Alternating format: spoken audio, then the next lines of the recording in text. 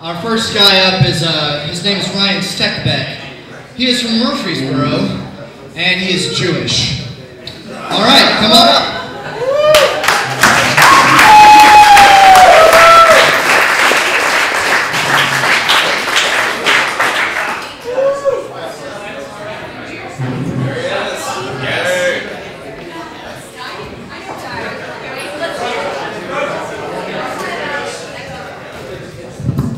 Alright, this is my first time doing this, so anyway, I'll go ahead and introduce myself. My name is Ryan Steckbeck. I'm from Murfreesboro, Tennessee, like you said. And I'm half Jewish and I'm half Irish. And if you don't want to get laid in the South, just tell a girl that. Like, first off, it's not just because, you know, the whole religion thing. I mean, that takes about 50% in the South. But then on top of that, you have the whole, you know, you're trying to go after the sluts, and they're like, Jewish guy, you know. So, you know, and not only that, it's like, I don't know what they were thinking, you know, thousands and thousands of years ago, but they have this thing called circumcision. We call it a bris. I don't know if you guys know about this or not, but what ends up happening is, you know, they cut part of it off. And there must not have been like a whole lot of people around, or they'd never seen another penis, because, you know, they had to have been like, wow, that's really big to cut off, you know, a part of it. And I just never really got that part.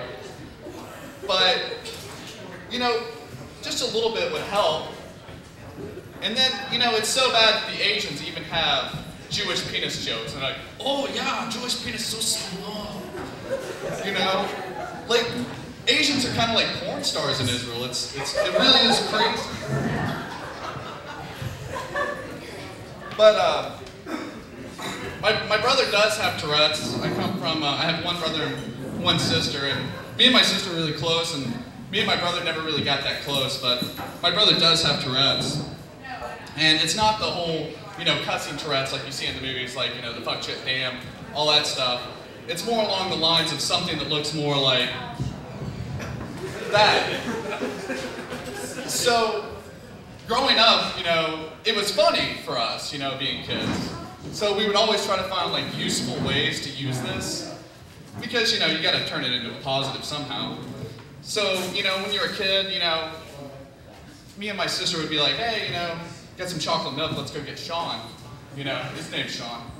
So, you know, we'd go find Sean and we'd make him real mad. And he only does it when he gets mad or nervous, but, you know, we'd give him the milk and he'd shake it up for us. I'm like, yeah, you know. And then, you know, my mom would even get in on this, you know. She'd be like making some fried chicken, you know, she'd have some shake and bake. And she'd be like, hey Sean, come here, you know, can you come hold this for me? And he'd be like, yeah, and shake it up and everything's done. But you get a little older and your problems in life get a little more complicated. So anyway, I knock up this girl, and I went up to my brother and I was like, hey, Sean, you know, you want to see my new baby? And he was like, yeah, of course. And I'm like, yeah, I fucked your wife, dude. And he's like, so long story short, I don't have to pay child support anymore. But, oh, I'm so nervous, I'm sorry. Yeah, so relationships are strange. I mean, really weird from beginning to end, you know, like you get the whole like when you first start dating thing, and when you're dating, it's like, you know, you're trying to figure out, you know, is it okay to kiss them, you know, when am I getting some tuchus, you know, you really never know what's going on, and then you get to that point where you're comfortable, you kind of understand the person, you know what's going on a little bit, and then, you know, eventually comes the breakup, and then at that point, you know, you're like, God, I hate this fucking bitch, or, you know, she's like, God, I hate that motherfucker.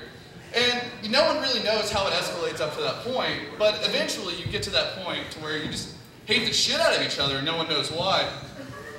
But, you know, then comes the day, you know, you're walking around, it's been a couple months, and she comes up and you see her with her new boyfriend, and the only thing that you can think is, man, I hope my dick's so much bigger than his. Because it really doesn't matter at that point if he's cool or not, as long as you have a bigger dick than him. But there's really no way to find out unless, you know, you start stalking their ex-girlfriends and find out if they have a smaller penis, you know, to make you feel better. Because, you know, sometimes that's what you gotta do. So I do have insomnia, which is a true story. So I had to go to my doctor about this because I just couldn't get any sleep ever. So I went to my doctor and she's like, what makes you fall asleep? And I'm like, blowjobs. And she was like, well, I can't really write a prescription for blowjobs. And I was like, come on, can you help me out a little bit here? And she's like, no.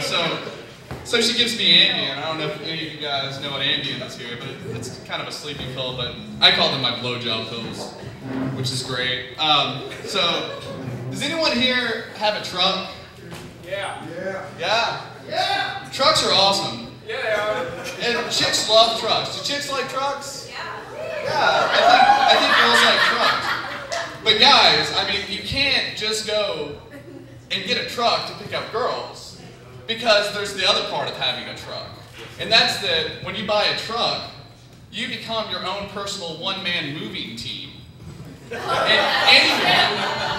anyone at all that needs to move anything has your number on speed dial, and they're like, hey man, can you help me move something? And you're like, yeah, I guess, But then after a while, it just gets kind of old. So I sold my truck. I used to have a truck, but I got it for the ladies,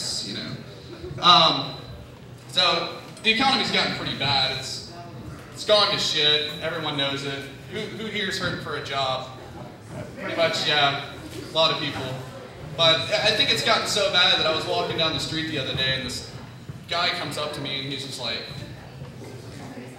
man, I will suck your dick for a job.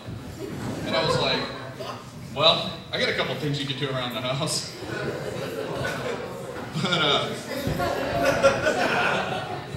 so Crystals is kind of a big thing here, right? This is the headquarters of Crystals, right?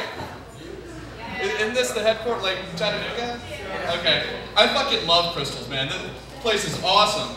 Like when you're drunk at 2 o'clock in the morning, you're going up to Crystals, and the only thing that sucks is the next day, because every morning after I eat Crystals, I feel like I'm having an abortion out of my ass.